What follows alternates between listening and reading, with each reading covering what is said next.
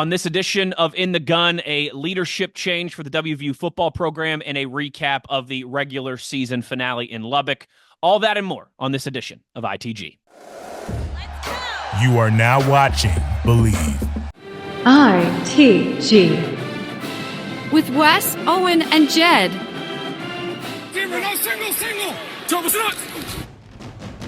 I've got the best teammates in the business here, all right? No way! They both played the game. They both know the game. Owen is the runaway beer truck known for having some fun. Owen Schmidt, you have a podcast, In the Gun. Owen Schmidt, like a runaway beer truck down the sidelines. Jed is the signal caller who is the X's and O's and the brainiac. First of all, Jed's research is pretty impressive. So we've combined those two skill sets. Skills I've acquired over a very long career. You are In the Gun. Once you enter this family, there's no getting out. In the Gun, episode 218 of your new favorite WVU football podcast. I'm Wes Euler. I've got the best teammates in the business as always. We got the signal caller, Jed Drenning. The beer truck, Owen Schmidt. He's going to join us a little bit later. As you guys know, he's at the top of the list of Santa's helpers in this time of year. Busy season for Owen and everybody who works in that kind of logistical business. So thoughts and prayers to Big O here in the month of December, but I do think he'll be jumping on with us in after one of these commercial breaks. But as always, too, we are brought to you by our friends at Bet Online. The game starts here. And, of course, we will get to the game in Lubbock, the regular season finale, a tough loss for the Mountaineers. But you're all here, at least at the start, because you want our thoughts on a big announcement, a big moment, a big decision coming down Sunday afternoon.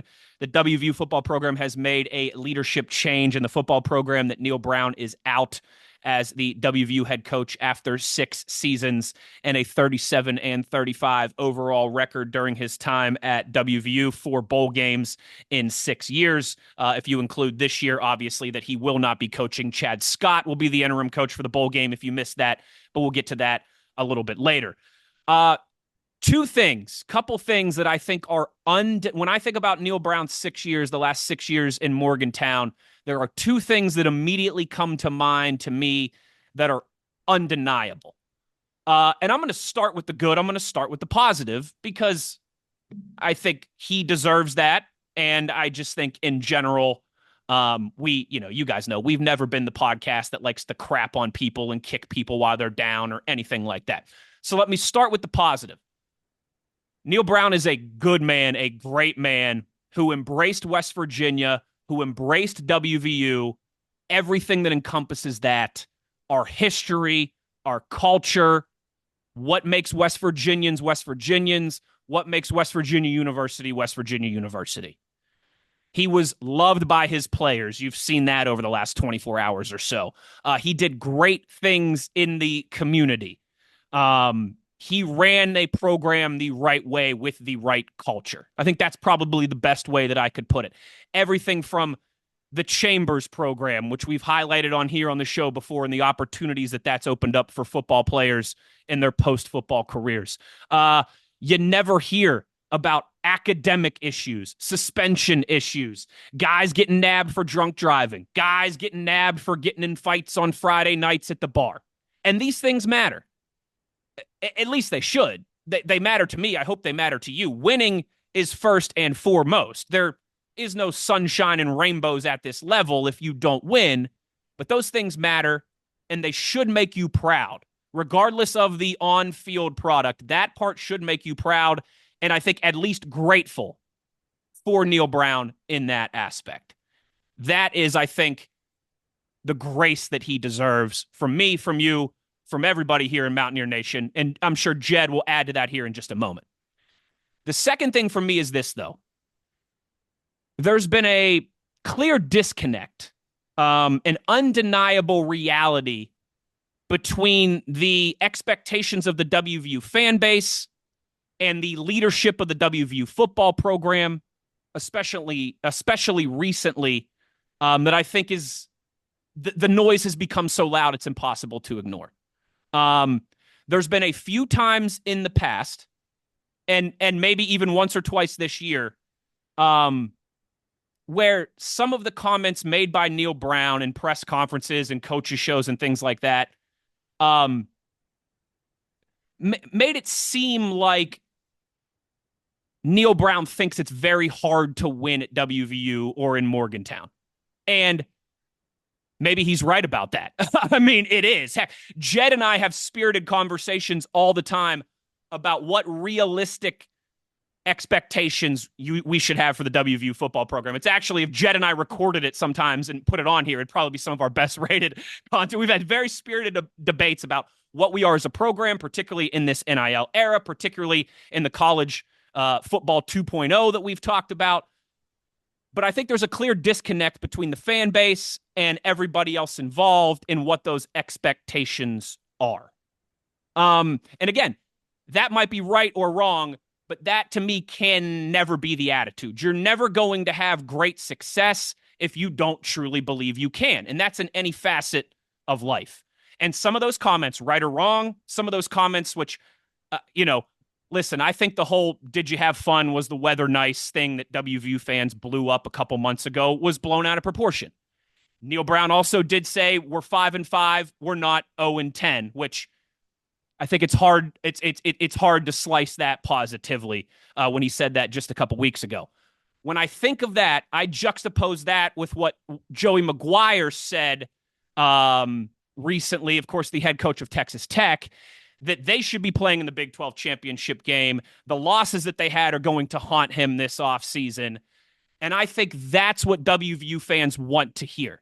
And Neal never said anything close to that. And regardless of the reality, that I think never sat right with this fan base, that you never got that we should win the Big 12. These losses are going to haunt me. We are not meeting our expectations, where at times it felt like there was a disconnect in those expectations between leadership and between the fan base.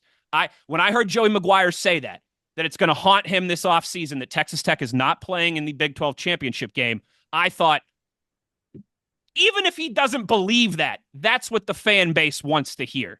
And we never really heard anything like that over 6 years. So those are my two things that I think are undeniable. One is that everyone should be treating Neal Brown with grace and thanking him for the things that did matter that he did accomplish at WVU and in Morgantown.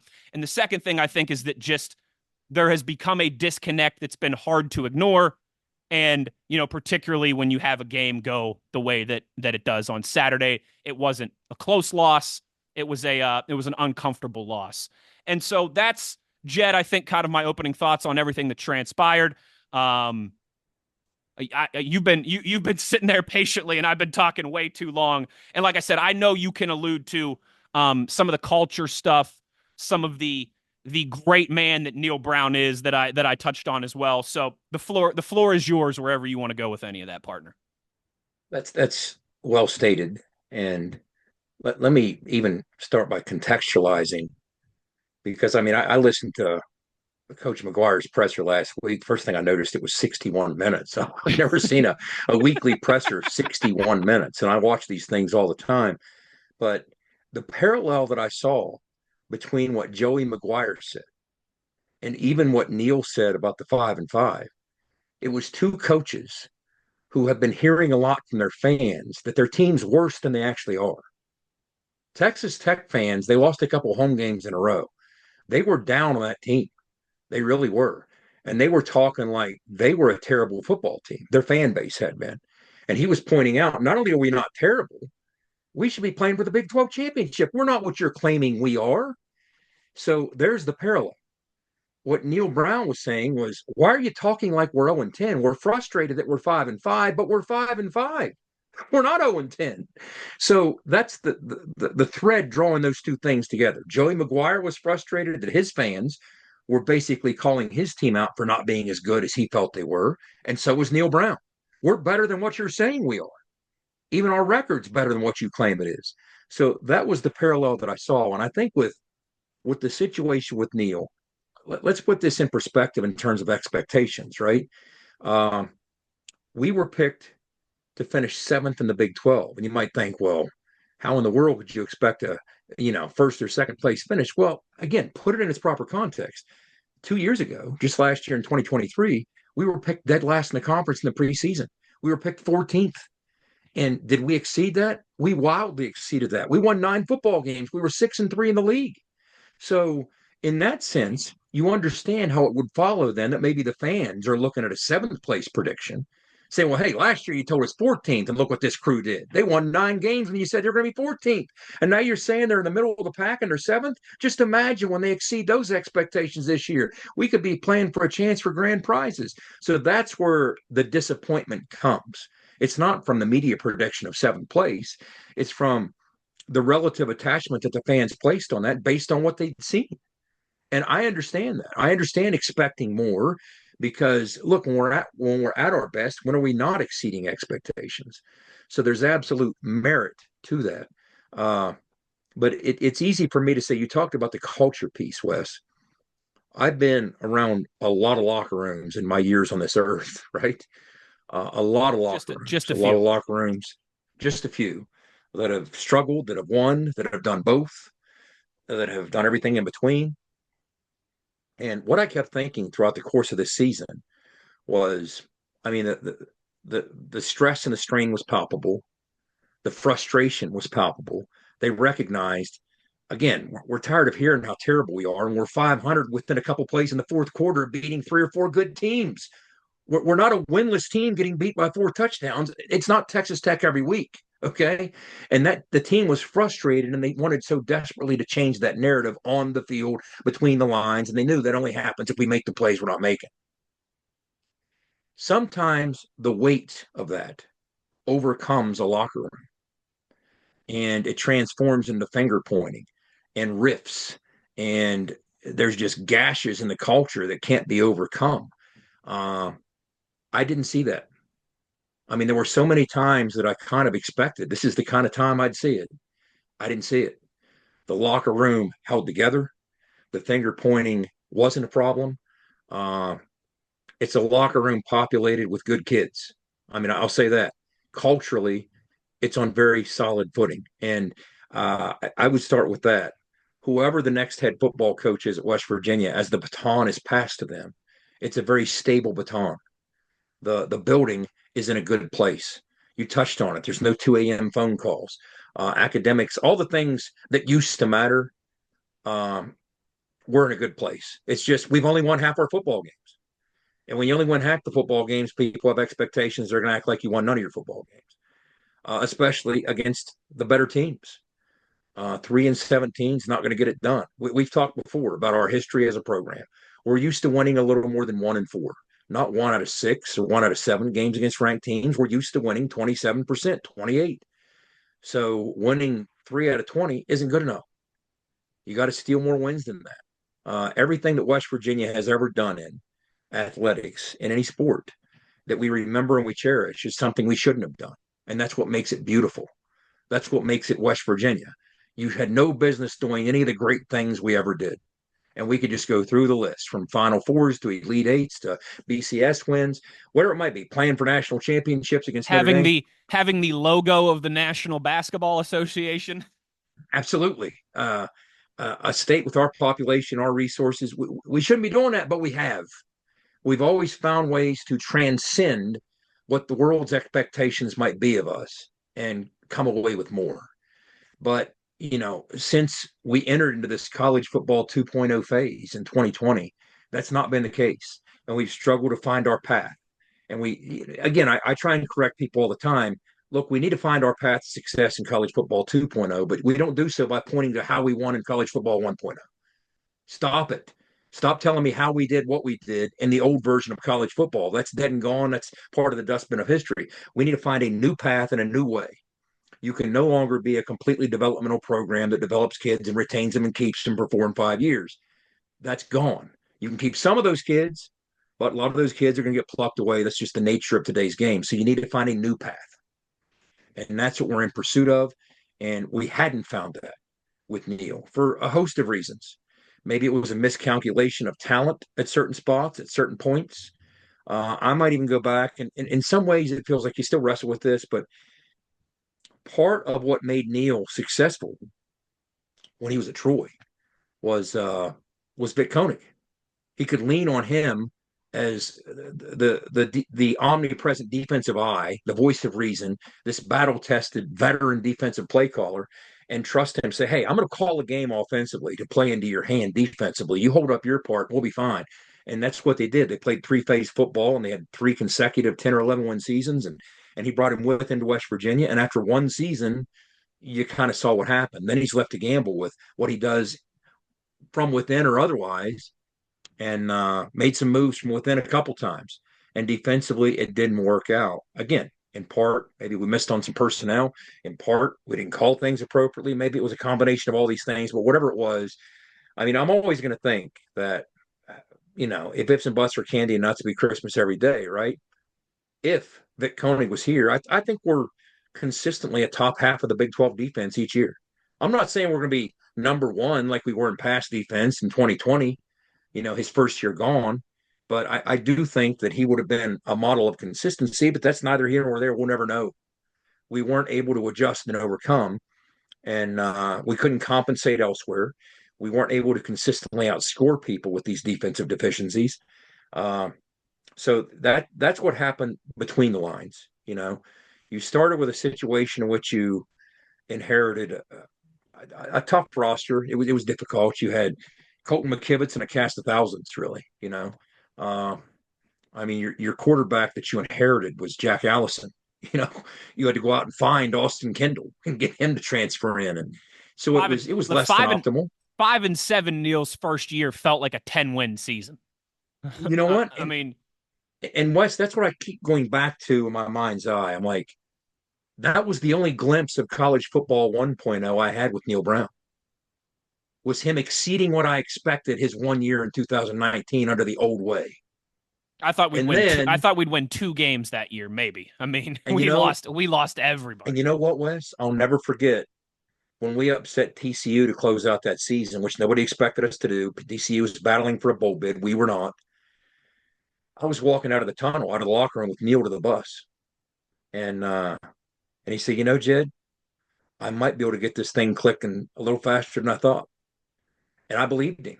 I didn't think, hey, the game's suddenly going to change and you have to buy your players and you can lose your players and this and that. I thought it was going to be the way it always was. Yeah, we're recruiting well. We're going to keep these kids for 4 or 5 years and groom them. And man, this is going to get humming just like it always did. And in the blink of an eye, that changed. And what happened was all the changes were a dagger straight to the heart of not just us, but to all developmental programs. And so we couldn't overcome it. And the end result is what played out in recent days with the news that came. And, I'll say this, and I posted, some things accordingly on social media. I sent Neal a message. He had a nice response. Remove the football part of it. I get it. You got to move on. You got to try something new. There's reasons that you have to do this. Okay. The time is now to do this. And I also like the fact that, and people might not like to hear this part, but I always ask myself, okay, what can we do to make this job more attractive to candidates? Because they recognize the hardships. You have to go outside your state and steal most of your recruits. You get a couple from in-state, but not with what you're competing against. You're going to have less money. We all know the drill. Everybody that's ever won at West Virginia recognized it when they took the job and overcame it to win, right? But I like the fact this didn't happen after year 3 or year 4 or even year 5. Coaches will look at this, other candidates, and say, wow, they understood what he was dealing with. They understood the transition into this brand new version of football. Him time. And they really gave him a realistic chance. I like that. That's the kind of place I want to go work. Totally agree with you on that. And that makes this a more appealing destination, the level of patience demonstrated and afforded Neal Brown. So when other candidates look at it, trust me, if you want to think like a coach and ask yourself, okay, what do they look for in terms of value? That's toward the top of the list. That level of patience is right toward the top of the list. You want to be the college football version of the Pittsburgh Steelers in terms of how you handle coaches, right? So 6 years, that's a fair fight in terms of giving you a duration. That's a great point by you. So I think it makes the job more appealing. So who knows? I mean, it's an appealing job if you get your financial ducks in order. and the boosters and everything else kicks into place, this is a good time in the sense that we've had conversations about how things will change to some extent next year. It won't be all NIL starting in 2025. You're going to have, it looks like, it'll be certified in January. The House decisions coming down, and it looks like the major changes will start taking place next summer. But it will close the gap to some extent. There will still be a gap, but what it's been the last handful of years is we've managed to double our trust, but so has everybody else. So as a result, in a 16-team Big 12, we're sitting here at 13. Oh, buddy. And it's not going to be as drastic, I think, moving forward. If you can close that relative gap and get toward the middle of the pack in terms of the teams you're trying to beat, and the teams you're trying to beat aren't spending twice as much on their roster as you are, which a lot of times has been the case. I don't know if it will be as extreme with the rev share model. You and I have discussed that we'll spend off-season episodes breaking that all down. But the Cliffs Notes version of it is, I think the West Virginias of the world might prosper some from that. From an equity standpoint, help us out, be a little more of a fair fight. And I like that. I like the changes. It gets the Oakland Athletics and the Pittsburgh Pirates a little bit closer to the Dodgers and the Yankees. Yes. Not completely bridging that gap, but it gets you a little bit closer. The analogy Wes and I used when we were talking off air was we go from being the Pittsburgh Pirates, which are this destitute team in Major League Baseball, not spending anything, trying to beat these teams that do. We go from that to kind of being like the Cincinnati Bengals. Look, the Brown family that own the Cincinnati Bengals, they desperately do not want to spend money, but they're kind of forced to. Right? Salary cap floor. And so they're forced to be competitive. So that's not perfectly analogous because we want to spend money, we just don't have it. But it kind of changes the realm of where you're trying to compete a little bit. And there will always be those teams that suffer these economic hardships and defy the odds and succeed. I mean, look at there's always the example you just hit on it. What was it? The 2003 Marlins. That's the one I always look at. The 2003 Marlins won the World Series. They're the only team this century, I believe, to win the World Series with a bottom 10 payroll. Okay. And you're like, well, they can do it. Why can't anybody do it? Well, okay, that's bottom 10. So that means every 10 years this century, that's 240 teams, and they did it. Well, 239 didn't, and they were trying to. It's hard to do. But if enough teams try it, somebody will do it. There will be an Iowa State spending about what we do that wins. Well, all the others fall short. So the question is, what do you need to do, first of all, to elevate yourself a little bit more out of that position, but then do the things they did and defy those odds, just like West Virginia traditionally has, and becomes more than we should. And I'll move from that to when you get outside the lines. Neal Brown as a person, people, you've heard this all the live long day for a reason. I've been fortunate to know him professionally and personally. And, he showed up in January of 2019, and as a human, he's undefeated. He hasn't even punted as a human being. I haven't seen him punt once. Wes, he's not a good man. You said it earlier, he's a great man. And I'm not going to belabor personally some of the anecdotal information I could share that I've seen him do for people, that he's done for me and mine. He's just a good dude. Everything, all the things you've heard about what a good guy Neal Brown is, they're true. They're all true. All of them. It's kind of like, remember when Han Solo said that in The Force Awakens? It's true, all of it. Well, it's true, all of it. He really is that good and decent of a guy, which is why I so desperately want him and his family to move on to great things and have a great life. Once a Mountaineer, I truly believe that. And I'll always have a friendship with him. I'll keep in touch with him. Again, this is the tough part of this business. I've been through this so many times with so many friends. And this is just another friend I'm going through this for, and someone's staff, the uncertainty of their future. We just don't know. We don't know where this goes. They don't know where this goes. And I always tell people, look, it's, you're not going to feel sorry for somebody who has a $9 million buyout. That's not the point. There are 70 some odd people that work in that building in different functions. Some make more than me. Some make half of what I make. Okay.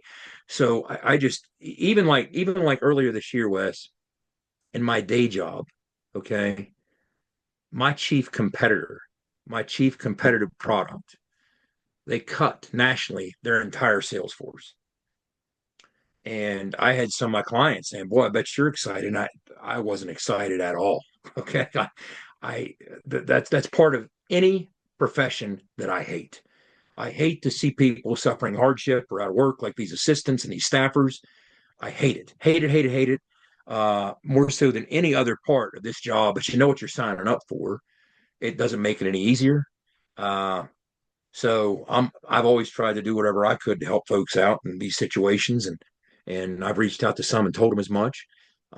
Some will land more quickly on their feet than others, but that's the nature of this business. It really is, and it's just something you have to learn to accept when you have friends that do this, and that's kind of where it's at. We don't know what the future holds for the rest of the staff. I mean, I could give you my opinion on, hey, if I take over and I'm the next guy in, the guys that I would take a long, hard look at from a retention standpoint. And there are some on the staff I absolutely would for no a doubt, host no of doubt. reasons. Continuity matters, and so does seamless transitions. But Neal as a man is everything you heard about. That's what I can promise you. Um, Neal as a coach, we never got what we were hoping for coming out of Troy. And there's a host of reasons for that. Some self-inflicted, some not. But at the end of the day, being 500 at West Virginia with the expectations, uh, that doesn't match the expectations. You know, we aren't, and I'll continue to say this. I'll engage any conversation somebody wants to have about the reasons we needed to get rid of Neal Brown, unless they're telling me we're a terrible football team. Start with something accurate. We're not a terrible football team. Unfortunately, we're a very average football team. Average football teams don't nearly consistently enough beat good football teams. They win half their games and they find a way to play close games against good teams and lose those close games. That's us by definition. And we are simply an average football team, and an average football team, even on occasion, gets embarrassed like we got run out of Lubbock on Saturday. That happens. But it just wasn't good enough. So it was time for change. Now, with change comes a lot of excitement. So now we're about to dive into an entire off season. I hosted Neal's show with Tony out of town. Andrew and I did last week, and I had in my email. Neal, we're having some laughs about this. He and I were looking at this. It was kind of the information kit that I put together when he was hired. And it's how I am. You're not brief. So brevity, my brevity is not your issues, strong suit. yeah, my compulsive issues kick in, and so I had a 20-some page, 30-some page, you know, uh, thesis basically on everything about Neal Brown, because I wanted to know from the day he stepped in. So now I will soon be embarking on another 20-some or 30-some page thesis on Coach X, whoever that might be.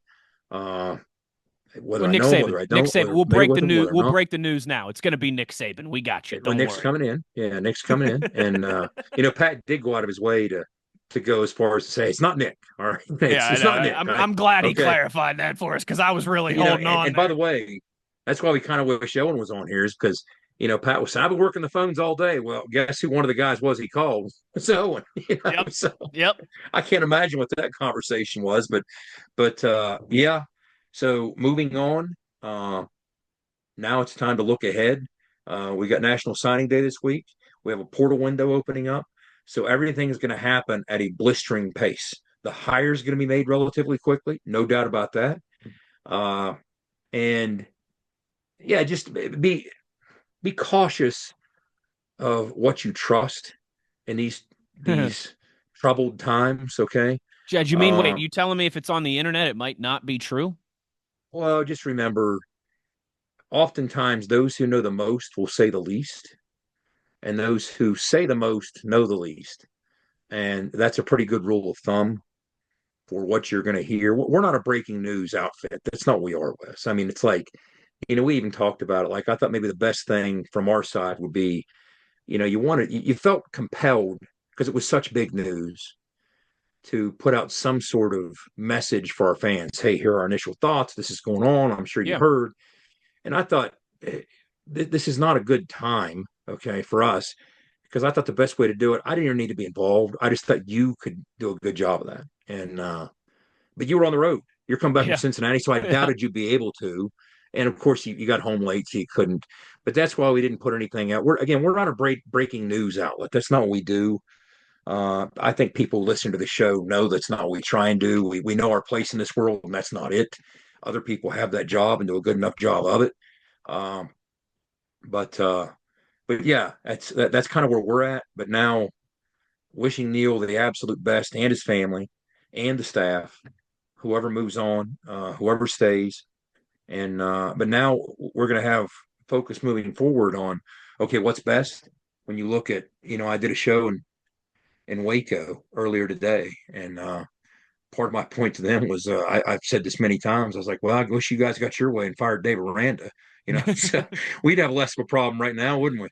But and that's kind of what I told them. This is all about timing matters now, but to some extent, Ren he heated his own pot because he's 3 for 3 with three, at least at this early stage, apparently slam dunk hires. Okay, when you look at Greeny, when you look at Kellogg, when you look at DeVries, it's everything is going as you would hope. Even back to his North Texas days, he made really good hires when forced to do so. So people were trying to, it felt like compel him. Well, just because of that, you should fire him and hire. No, no, no. He's good at hiring people because he does it on his own terms. So I was trying to explain to people, don't read into that's an absolute reason to fire somebody and hire him. No, read into that it should fortify your belief in the guy's good at his job. Yeah. Okay. Agree with you on and that, if he totally thinks we need to move on, we will. And if he doesn't think we need to move on, we won't. Just trust his evaluation, his process, and his decision. And so here we are. And it feels, Wes, doesn't it, like it's going to be imminent. I mean, I'd say, what's today? The second? What are we filming on? Third, be the third. It'll be the third when this drops. No, it's Monday, the second as we record this. The 10th. Okay, I think that's fair to say. Early next week, first couple of days. I'd say about 2 weeks. That's me. That's me guessing. But again, the portal window opens the 9th. That's impacted by whether or not you're in a bowl. That's impacted by whether or not you're in the playoffs. But yeah, retention is going to matter first. So you're going to want to retain the pieces of the roster you choose to retain. You're going to want to piece together your signing class. And believe it or not, we're not doing a show Wednesday. Tony and I were all poised to. At least I was halfway done with my prep. And now I've kind of pulled the plug on it because we're not doing a broadcast for MSN. But that doesn't mean kids won't be signing on Wednesday. They absolutely will. And a lot of the signing class has said, hey, I might open things back up, but I'm still committed to West Virginia. Fair enough. We've had a couple kids bow out. Skylar can speak to the names and numbers on that better than we can as somebody who's 12 months a year dialed into the recruiting side of it. I'm dialed in 10 days a year. But to get ready for the show. But so it's a critical next week, 2 weeks, 3 weeks, and then Chad Scott in the bowl game. And I'd start with that. If I'm the next guy in the door, I'm taking a long, hard look at Chad Scott. Long, hard look. Now, I know and recognize he's a Neal guy, and that's fine. No problem with that at all. But he's a guy who is, let's start with this, played his position at a high level, which you can't say about a lot of running back coaches. So from a technique standpoint, being a technician, he coaches the position well. He's a good recruiter, but more so than that, nobody in that building has better relationships, soup to nuts with that entire roster than Chad Scott. So if you want a glue guy, that's not a bad place to explore. If you're looking for some holdover, for some continuity, if you want a guy who knows the kids, I'm getting ahead of myself with this, but those are the types of things the next coach will need to be looking at. But who knows who he has on his staff, who the next coach has on their staff that they believe in. So more power to them to make their own decisions. But I said a lot there. You thought you said a lot. I said a lot there without saying much of anything. But well, I'll get back to where we start. You're right, and all those things: signing day, portal, coaching staff, all that. We will continue to monitor, obviously, in the coming weeks and deep dive more into those things and talk more about Chad Scott in the bowl game. Ren Baker speaking Tuesday at 1:00, press conference for Ren Baker. So keep an eye on that. We'll discuss those comments later on in the week as well, too. And then I think it's important to note, 4 Power 4 programs with job openings right now: North Carolina, Purdue, WVU, and UCF. Yep. So two of those in the Big 12. But yeah, the Tar Heels, the Knights, the Purdue Boilermakers, and the Mountaineers. So, hey, we can argue about which of those jobs would be top of the list and all those different things, but I'll tell you this right now: you ain't competing with LSU or Florida or USC or Texas A&M, some of those programs like that for for in a coaching search at this point as well too. So I think that is important as kind of a backdrop. And for perspective, Wes, I think that again, if you close the gap with this next step in rev share and get us out of this 13 out of 16 hellhole, okay, which I'm confident we have a chance to do. We'll see. But you can make an argument that you want West Virginia back to being a destination job over maybe some. In other words, if West Virginia financially is in a good spot in the Big 12, you might argue, okay, that's better than some of these second tier SEC jobs. Sure, you want to go to Arkansas and get fired in 3 years? Do you want to go to Missouri and get fired in 3 years? I mean, Drinkwa's done a great job, and he's about maxed that thing out. Auburn, I mean, on down the line, you know how toxic some of these positions can be. They pay big money because you go in wondering how you're going to spend your buyout money, right? But again, this 6 years that we gave Neal, oh, wow, is that appealing to football coaches? Mm-hmm. Don't sell that short. Don't. I know how coaches think. Don't sell that short. Yes, they're a confident breed. That's what makes them who they are by their very nature. But at the same time, they also recognize things don't always go according to plan. You might hit some speed bumps or hiccups. It might take a little longer than you anticipated, this and that. It's nice to have that kind of patience, that kind of time to build towards something. Coaches really appreciate that. So that's what I'll leave people with on that part of the discussion. 6 years, that jumps out to coaches. I think that is a great point by you because I know that you are absolutely correct in that regard. A thank you to our friends at Toothman Ford for being a presenting sponsor of everything we do here on ITG. Big shout out to JR and everybody at Team Toothman. We all know cars cost less in Grafton. So there you go. There's some thoughts. And I just one more time, I will end this segment where kind of I started. No matter what you think of the on-field product, I hope we can all agree that the way Neal Brown conducted himself over 6 years, he at least deserves grace in this moment. We didn't just fire Pat Narduzzi, okay? We didn't just fire one of these blowhard coaches, okay? We fired a good man. And I know a lot of people are thinking, you could pay me $9 million to get fired. I know. But again, I think we can handle this with grace. And I think for the most part, you're always going to have little dissenting voices. But I think for the most part, Mountaineer Nation has done that. And so I've seen obviously you see it from players and coaches and people like Jed who have the relationship. But I've seen it from, I think, the majority of the fan base at large too, saying, hey, feels like this is the right time for this decision. But at the same time, thanks to Neal for doing things the right way. Thanks for representing the program, the university, the state in the right way. And again, let me add this to what you said. Okay. Before we started taping, I posted a simple tweet. You probably didn't have time to see it because it was literally right before we came on the air. I included a picture taken the day of Neal's first win against JMU. This, smiling like the butcher's dog. He couldn't be he was in a happy place. Country roads playing. I remember snapping this picture and seeing him walk up to his family. And it was a day of celebration and the future seemed so bright. And I just simply posted, the lives he touched outside the lines will always be better because he was here. I worked with Neal Brown closely. I saw the good and the bad, the things you heard about, what an incredible person he is, all true. He's not a good man. He's a great man. Thanks, Coach. Best of luck. I've never posted a tweet and looked down 1 minute later and saw 200 likes. Yeah, that's what I mean.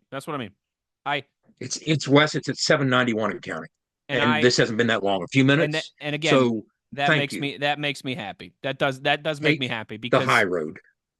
And he deserves it. Like, again, all these other things that we've talked about, if that stuff doesn't matter to you, fine. But I think you should at least be grateful for all those things that we talked about, that he has the culture that he embraced, the program that he ran from a clean perspective. You didn't have these guys were making news, Garrett Green and Zach Frazier, for going to the hospital like 3 hours after they lost on a Hail Mary in Houston, right? Not for doing bad things at 3:00 in the morning. And again, you might say, I don't care, just win football games. But I think the majority of us are grateful for that aspect. We realize those things don't have to be mutually exclusive. We can think that the results on the football field didn't meet expectations, but also say that Neal exceeded expectations in every other aspect of the program and the way he conducted himself. And so, like I said, I think you're never going to get 100% of people to agree on the same thing, but I think the vast majority of people do echo that sentiment, and that has made me proud in the last 24, 48 hours or so since the news dropped. Well, I remember before he was hired, as I started hearing these things from Troy people, much like we're saying about him now, and I'm doing a deep dive with what he did at Troy. One of the early things that I encountered that Neal had done, they struggled his first year at Troy. It was a transition year, and they were 4-8. And hit a long snapper on the team. It was a true freshman. His name was Nate Harris. He was from South Alabama. And unfortunately, in the off season after that year, in the spring, it was during the spring, Nate was he was a fatality in a motorcycle accident, and young man didn't make it. Well, the next year, Troy went on to win the Sun Belt. 18 months later, close to 18 months from that point, they're ordering SBC championship rings. He sent one in the mail with a letter to Nate Harris's parents. I think that's a good way to put a bow on this conversation. We wish him all the best. Nothing but grace. Good stuff. Yeah, nothing but stuff. grace. Nothing but grace going out the door. And yeah, listen, and unless he's playing the Mountaineers, I hope he absolutely. I hope he has a strong bounce back in whatever his next move is in life. We got to get to a break. He will. Anyway, I think so too. You can't keep a good man down, as they like to say. We got to take a break. On the other side, some thoughts on that final performance of the season in Lubbock. Jed has some bragging to do with our weekly pick'em as well too. We've got plenty more to get to on the other side. You are in the gut. For nearly 20 years, Fortis has been the nation's leader in providing guaranteed roof performance programs for commercial buildings. Fortis offers roof performance solutions that feature extensive initial and ongoing reconditioning for commercial buildings as an alternative to traditional replacement, with long-term performance guarantees that are backed by global leader Lloyd's of London. Fortis offers a comprehensive range of roof performance management programs that provide financial security, extend the life of our customers' roofs, and make a significant impact on ROI. Fortis is currently improving performance and increasing ROI for customers at more than 4,800 locations, with more than 140 million square feet protected, including many Fortune 500 companies that have turned to Fortis to save money, gain financial certainty, and extend the life of their existing roofs. Fortis has helped customers save more than $520 million in capital roof replacement costs for an average ROI of over 250%. To learn more, visit fortis.us.com. Fortis, roof performance and financial certainty guaranteed. Nobody supports the blue and gold Mountaineers like Toothman Ford. With over 20 NIL deals and counting, Toothman Ford continues to rally behind our student athletes. And it's time we rally and support the dealer that supports the Mountaineers. Not only does Toothman Ford offer the best prices in the state on pre-owned, their never over MSRP campaign on new Fords guaranteed to save you thousands. Drive with pride all season long, knowing you're supporting the dealer that fuels our Mountaineers. Toothman Ford, where cars cost less, in Grafton and at toothmanford.com. There are better-known tractors in the world than Coyote. Ones with bigger names, longer histories, more popular hats, cute toy lines. But there's not a single tractor ever been built that's better equipped to do the dirty work. So we'll just focus on what really matters. Coyote, we dig dirt. Now at Johnston Equipment, get 0% financing for 72 months, plus a free loader on select Coyote models in stock. Visit us on Route 33 between Weston and Buchanan.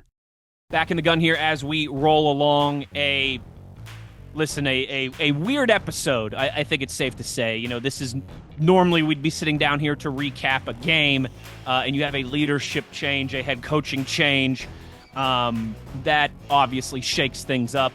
Jed, I don't know how much can be... maybe at the same time, too, if this was a game that happened in week 4, week 5 of the regular season, I don't know how much could be said about a 52-15 loss other than the F word, maybe, or a couple other 4-letter words. But as we put a bow on this regular season, obviously, because we do know the Mountaineers will play in a bowl game. Speaking of tweets, Jed was talking about his tweet. Saw Jaheim White was tweeting fired up about Chad Scott and said, we're going to go and we're going to finish this job and end things the right way here. But before we get to any and all of that, the coaching search, the next bowl game, the staff, the recruits, all these things, Jed, any final thoughts on that final performance Saturday in Lubbock? Quite a trip. I'm sure Kegel's barbecue. Sure, Friday night was good. I'd like to spend maybe 5 minutes talking about that. The pinto beans that were free. That was my favorite part of the entire West Texas experience. The sunrise was beautiful at Jones AT&T Stadium. Oh yeah, for a bit. But it was our worst nightmare personified. We talked about a concern we had last week. We talked about this on the show. I talked about it on the pregame show in Lubbock. Texas Tech, as bad as West Virginia, as bad as our struggles have been against the pass all year, we weren't nearly as bad as Texas Tech. They were the worst in all of Power 4, and only one team in America was worse than them out of 134. They really struggled against the pass. They had an FCS team throw for 500 yards on them in the opener. But what we voiced last week was a concern that, yes, their secondary might even be worse than ours in terms of the struggles, but I think they're more directly built to attack our weakness than we are built to attack theirs. Do you remember that conversation? Yes. That is precisely what played out. It led to everything it led to. All you got to do is, it doesn't take long to even glance at the box score for that football game. And when you see not just what Baron Morton did to us, but what Taj Brooks did to us, it was a banner day for them. It was a career day for them.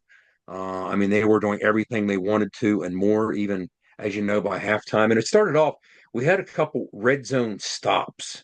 Yep. And you started thinking, okay, maybe we're going to play ugly ball just enough and drag them into a street fight just long enough to make this interesting. We can get something humming offensively. But we had this disjointed feel early on offensively. So for that brief period in time when the defense kept them hanging around with field goals instead of touchdowns, we couldn't get clicking offensively. And then we had the failed fourth down conversion. We had drives that didn't yield points. And you're like, you can't do that against these guys. And sure enough, it didn't take long at all. They started this succession of possessions that was just a laundry list of touchdown drives. And so as a result, it's 35-3 at halftime, basically game, set, match. Baron Morton ends up carving us up. Everything we talked about, the quick screens, they were relentless with the quick screens. We talked about Josh Kelly on third down. We talked about Josh Kelly with the quick screens. He catches 9 for $150. Taj Brooks, you knew what you were getting into. 23 for 188 yards, the all-time leading rusher there, finished his career on a high note, 3 touchdowns. They were impressive offensively, very impressive offensively. I think they had just enough wrinkles defensively to buy them time to separate. And by the time we figured those wrinkles out, it was too late. We were down by 4 or 5 touchdowns. So by the time we started moving the ball effectively, the game, for all intents and purposes, was over. So their defense did a good enough job of buying the offensive time to put the game away. And then by the time we solved the defense, it didn't matter. So we had a lot of kind of hollow calories, in the second half, moving the football. And that's just kind of how it unfolded. And I'll say this, it felt as bad as it looked. It's difficult to suffer through that up front, up close and personal. So when somebody does something to stand out, it takes a special kind of person to defy the negative energy that's just kind of hovering over your sideline when those things are unfolding. So Anthony Wilson, credit to Anthony Wilson. Anthony Wilson didn't get caught up in that. He smacked people around. He picked off a pass. He was playing physical football. He was, to some extent, at times, a one-man show. But so I had to give a shout-out to him. Jaheim got some things humming, gave us some chances in the second half. But it it was fun to see CJ involved in the pass game. Yeah. Too little, too late. But and the numbers don't really reflect what happened. I mean, Garrett throws for 265. He completes 29 out of 39, one of his higher completion percentage games of the year. But it didn't feel like that because so much of it was kind of after the fact, right? I mean, the horse was in the barn by the time we piled up some of these yards and moved the football. But it was a tough matchup, and you kind of hope, to Texas Tech's credit, it was a much bigger crowd than I expected. The secondary ticket market, people have been telling me, was struggling, and tickets were pretty cheap, but you couldn't tell. And I asked one of their admin guys up in the press box for the game what he expected. And he said, "Well, we had 10,000 student tickets, and those won't sell today, but we've sold 3,000 into them, and that's a good sign." And Ren and I were kind of on the sidelines after we came out of the tunnel. Ren and I are looking around, and we're trying to, put our best guess together. And it was over 50,000. If I had to, I didn't see the official attendance, but that'd be my guess, just based on the fact that seats 60. 50, and I'll say this: 52.7 was their announced attendance. There you go. Okay, that makes sense. And I'll say this: they renovated the building, the stadium, since last we were there. Wes, it's a whole new place. That has a wow factor to it. That building, it was like they had bleachers behind that building before. It was kind of just empty. They had stands back there, and we were always in that corner of the locker room. The worst at the time, the worst locker room. You've heard me say this many times: the entire Big 12, a Mexican prison from the 1850s. Well, what they do with the renovation, there's good and there's bad. The building, the structure they placed there, chef's kiss, oil money through and through. I mean, it is Taj Mahal like. It's beautiful. Completely changed the entire look of that whole stadium. It really did. There's a wow factor to it. Now, they moved the visitors' locker, and the good news is it's a pretty good visitors' locker. Okay, it's not bad. Nice facilities, this and that.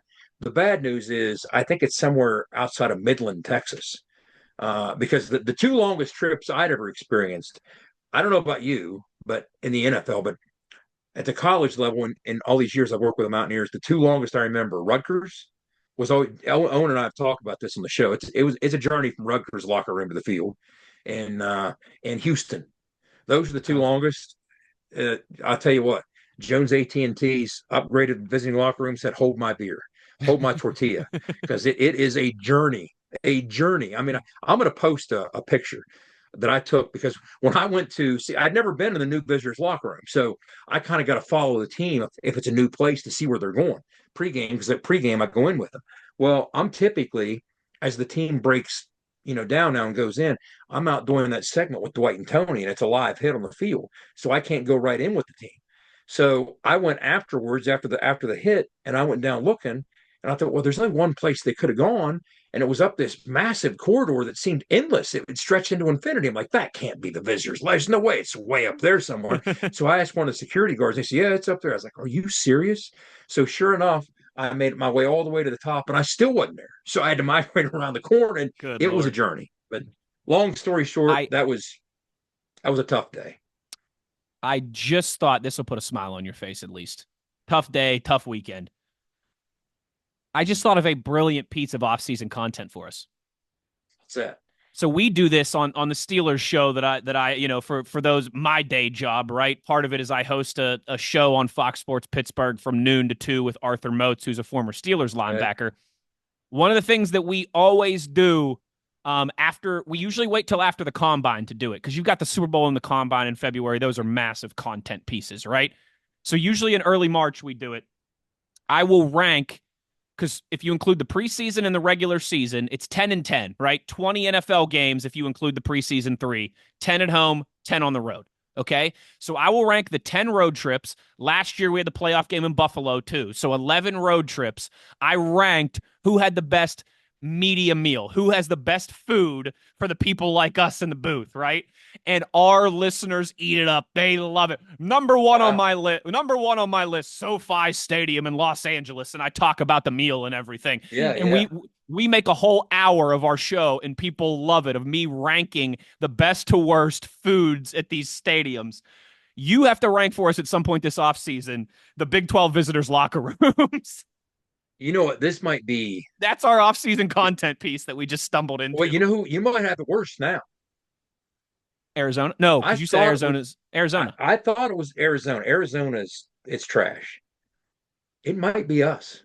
Oh no! It might be now that Texas Tech's done what they did. It might be West Virginia. Yeah, it might be. Well, that's good. Paint the walls pink, and crank the heat up to 80 degrees. I don't give a I'll say rip. this about Texas Tech: they had the absolute nicest press box. You can live in that thing. I mean, that press box is incredible. You couldn't possibly come up with a complaint about that. But you like that for an off-season topic though? Ranking the Big 12 visitors' locker rooms. Time.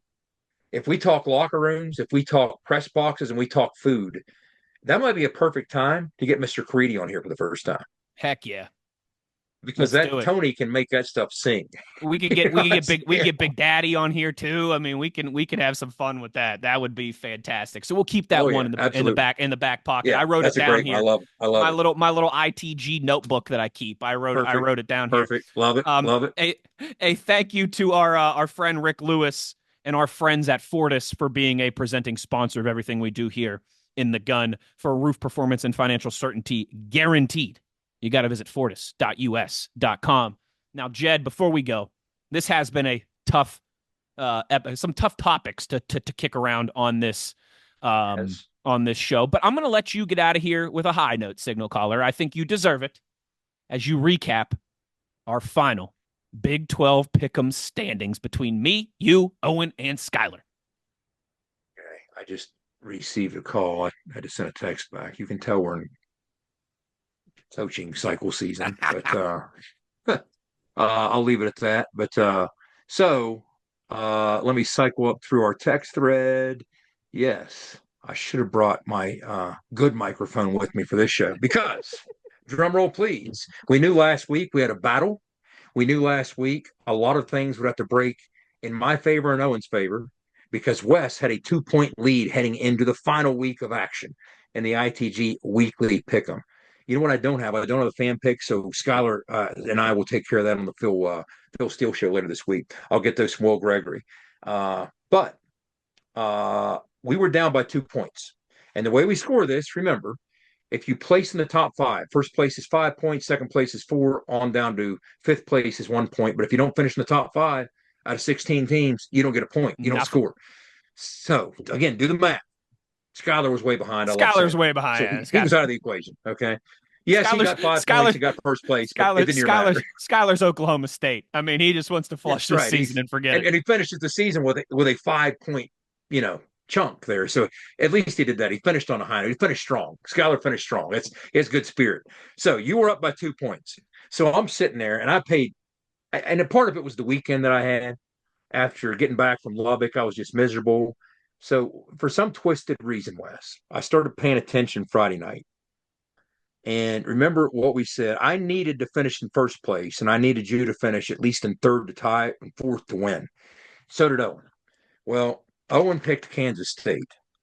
And unfortunately for Owen, he finished 10th out of 16, so he didn't score. So he finishes the season at 31 points. You were at 33 points. You picked Houston, BYU against Houston. I should have picked Houston. You should have. Yeah, I should have. Should have picked Colorado, for crying out loud. Colorado won the whole daggone thing this week, every category. I know. But almost, except rushing. So you picked BYU against Houston. And as tired and exhausted as I was, I got home. I hadn't even watched. This is how tired I was and how desperate I was to see this game. That game kicked off at 10:15 Eastern. So I literally rolled in from the airport from Bridgeport, getting home from Lubbock after that ass whooping. And I rushed in to watch the BYU Houston game. I'm like, all right, give me 10 or give me death. That's at least a tie. So once they got to 10, I knew one team had allowed 0, one team had allowed 7. So if they got past 7, I was at least good for a tie with you. So when they got to 10, I'm like, all right, we're tied. I was so into this. I didn't even watch Pat Narduzzi's press conference after the Pitt loss before I watched this. That's how into this I was. So then I fell asleep. I wake up at 3:30 in the morning. First thing I do is check my phone, and I see 18. And I thought, victory. So Wes picked BYU to hold Houston to the fewest points. They did not. They finished 7th out of 16. He got 0, so he stayed at 33. I picked Colorado to throw for the most yards because I thought Dion would want to run the stats up after the Kansas loss. They sure did. 438, number one. My 5 points. So the final standings, Jed 36, Wes 33, Owen 31. Skylar, who again finished with a strong 5, finishes at 20. So your 2024 ITG Pick'em champion. Thank you. Boy, Jed, is this on a weekend that I really needed that. Is this like the Masters? Like, do I give you the jacket now from last year? I mean, how does this? I think you do. I think Skylar and Owen have to cook us dinner or something as the two champions and those guys who never won. But no, congratulations to you. A heck of a late season charge. You deserve it. Owen was coming on strong. That's what I mean. I'm just glad I held Owen off. Really, both of us. I just couldn't have Owen pass me too. That's what really mattered here. I mean, I seriously thought it was going to be a 33-33 tie, and then you and I would be looking at a tiebreaker. I really thought which would have been hilarious. We would have to get Phil Steele involved as like the judge in that tiebreaker or something like that. That's right. Yeah. Congratulations to Jed for taking home the gold jacket, green jacket. Who gives a rip? To quote Happy Gilmore. But we'll say this. Big thanks to all of our listeners who participated. Teams. Yes, thanks for that. And again, we will check out your picks and on Phil Steele Friday because he's going to be picking the conference championship games this week. So we'll talk about it. Skylar and I will talk about it there. But even though it expanded to 16 teams from 14, so mathematically it's more challenging. Sure. If you remember, I struggled mightily last year because there was such an element of unpredictability. What helped me this year? 2 teams. And you know who they are? My go-tos. Colorado and TCU were so consistent. They really were. And that's not always going to be the case. You're not going to have 2 dogs that you can ride like that. Right. So that really made my life, it gave me a chance. And it was, I need to go back and look and see how many times I won. It was one of those 2 teams because I promise you it was most. Listen, I did similar I rode Texas to a lot of victories last year. So, hey, well done to you. Well done to you, dear signal caller, your 2024 ITG Pick'em champion. A big thank you as well, to our friends at Johnson Equipment. You could get 0% financing for 72 months, plus a free loader on select Coyote models in stock. You got to visit Johnson Equipment on Route 33 between Weston and Buchanan. That will do it for this edition of ITG. Sorry we didn't get to catch up with Big O, but we will. We're not going anywhere here. We might not have the same 3 or 4 episodes a week, but we will still be going weekly throughout. There's usually 1 or 2 weeks in the summer where we're on vacations and things like that. So we might take a week off, but in the coming weeks there might be some instant reaction kind of stuff, depending on where we're all at. Absolutely. But where we all are, I should say. But listen, I promise you all, whenever we do hire our next head coach, unless it is in the middle of a Steelers broadcast like what happened on Sunday, I will at least do a 10-15 minute instant reaction for us. But yeah, we ain't going anywhere, and we already got one of our off-season topics lined up here as well too. Oh yeah. So plenty more to get to on all these things: the bowl game, the coaching search, any and everything in between. And remember, Tuesday 1 p.m. Ren Baker speaking for the first time publicly since all of this as well too. Later so we'll today. have later today by the time this drops. Yeah, absolutely. Yeah, Skylar, let's post this before Ren Baker in the sense of timeliness. Yeah. But for Skylar, our producer / co-host / Mr. Do-It-All, for Santa's #1 helper in the month of December, the beer truck Owen Schmidt, and the ITG Pick'em champion signal caller Jed Drenning, I'm Wes Schuler, and the one thing we ask of you is to be an ear and tell an ear about your new favorite WVU football podcast. Take care, everybody. We'll talk to you soon. You've been In the Gun. ITG. The fun doesn't have to stop here. Be sure to hit subscribe and never miss an episode. If you have any questions, suggestions, or feedback, be sure to follow us on X at In the Gun Podcast. Join us again next time. Until then, tell an ear to tell an ear about your new favorite WVU football podcast.